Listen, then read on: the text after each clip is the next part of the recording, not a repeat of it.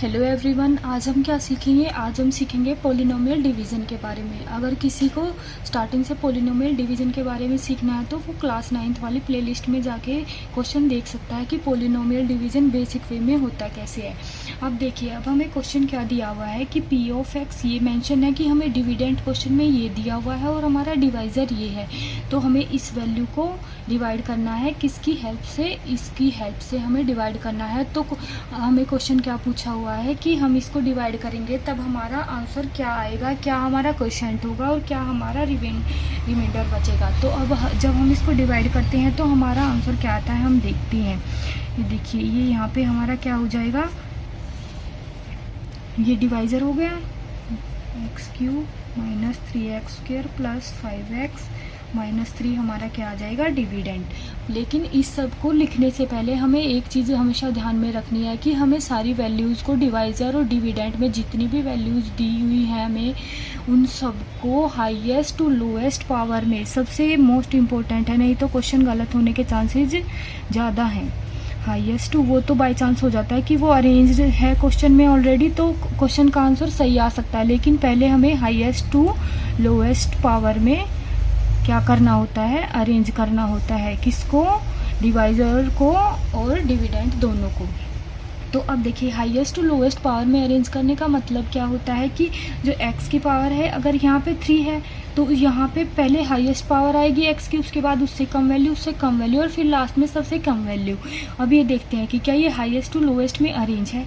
जैसे x की cube दिया हुआ है कि x की पावर 3 दी हुई है तो ये हाईएस्ट पावर है इसमें सबसे, फिर x की पावर 2 है तो वो उससे लोएस्ट है। यहाँ पे x की पावर 1 है और यहाँ पे x की पावर 0 है तो ये ऑलरेडी अरेंज है हाईएस्ट टू लोएस्ट में। ऐसे ही ये देखते हैं हम कि x की पावर 2 है और ये x की पावर 0 है तो हमारा डिविडेंड और डिवाइज़र दोनों ऑलरेडी अरेंज हैं, किसमें, हाईएस्ट टू लोएस्ट पावर में। तो इसलिए अब हम इसको डिवाइड करना स्टार्ट करते हैं।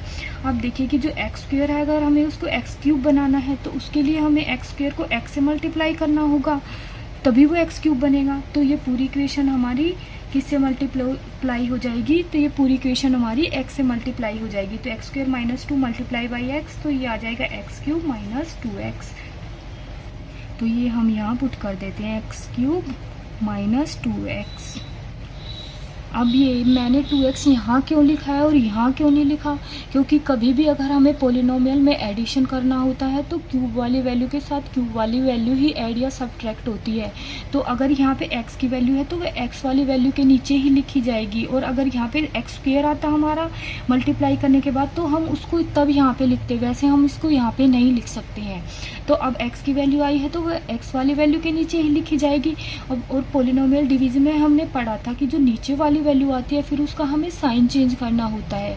तो अगर यहाँ पे माइनस है तो हम इसको प्लस साइन कर देंगे, और अगर यहाँ पे प्लस है तो उसका साइन माइनस हो जाएगा। अब हमने एक चीज़ पढ़ी है कि दो वैल्यूज़ अगर हमारी सेम दे रखी है हमें और दोनों वैल्यूज़ ही सेम है और एक वैल्यू प्लस में है और एक माइनस में, जैसे -4 हो गया और एक हो गया हमारा प्लस में 4, तो दोनों कट के वैल्यू हमारा आंसर 0 आता है। ऐसा ही पोलिनोमियल के केस में होता है। अगर दो पोलिनोमियल्स हैं और वो सेम वैल्यूज़ दे रहे हैं और एक प्लस में वैल्यू है एक माइनस में, तो हमारा आंसर कैंसिल होकर 0 हो जाता है। जैसे x³ है, ये भी x³ है, ये प्लस में है और ये माइनस में है, तो कैंसिल होकर हमारा आंसर 0 हो जाएगा यहाँ पे। और यहाँ हमारा क्या बचा है, -3x² और प्लस 5x में 2x ऐड करेंगे तो 7x हो जाएगा, और ये यहाँ से कितना है हमारा -3।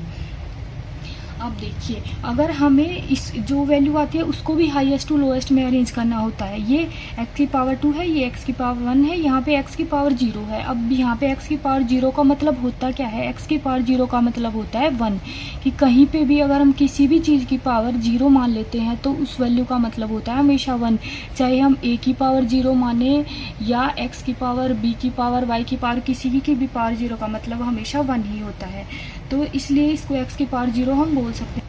तो हमें अब यहाँ पे क्या दिया हुआ है, अगर हम x² से -3x² चाहते हैं तो हम क्या करेंगे, x² को हमें -3 से मल्टीप्लाई करना होगा, तो -3 यहाँ पे आ जाएगा। अगर -3 से मल्टीप्लाई करेंगे तो x² -2 को -3 से जब मल्टीप्लाई करेंगे तो हमें क्या मिलेगा, -3x² और माइनस माइनस प्लस 6, तो हमें क्या मिल जाएगा -3x² और प्लस में 6। अब मैंने 6 इसके नीचे क्यों लिखा है, क्योंकि इसके साथ कोई पॉलिनोमियल नहीं है और इसके साथ भी कोई पॉलिनोमियल नहीं है, तो यही वैल्यू ऐड या सब्ट्रैक्ट हो सकती है हमारी। तो अब हम क्या करते हैं, इसका साइन चेंज कर देते हैं और इसका भी, तो ये वैल्यू तो सेम है और एक प्लस में माइनस में कट के आंसर देंगी 0, और यहाँ क्या आ जाएगा हमारा 7x और यहाँ माइनस माइनस प्लस और साइन माइनस का, तो ये हमारा क्या आ गया, ये हमारा फाइनल आंसर आ गया है। ये हमारा क्या है, जो ये वैल्यू आई है हमारी वो हमारा रिमाइंडर हो जाएगी, और जो इधर वैल्यू है ये हमारा क्वोशिएंट है और ये हमारा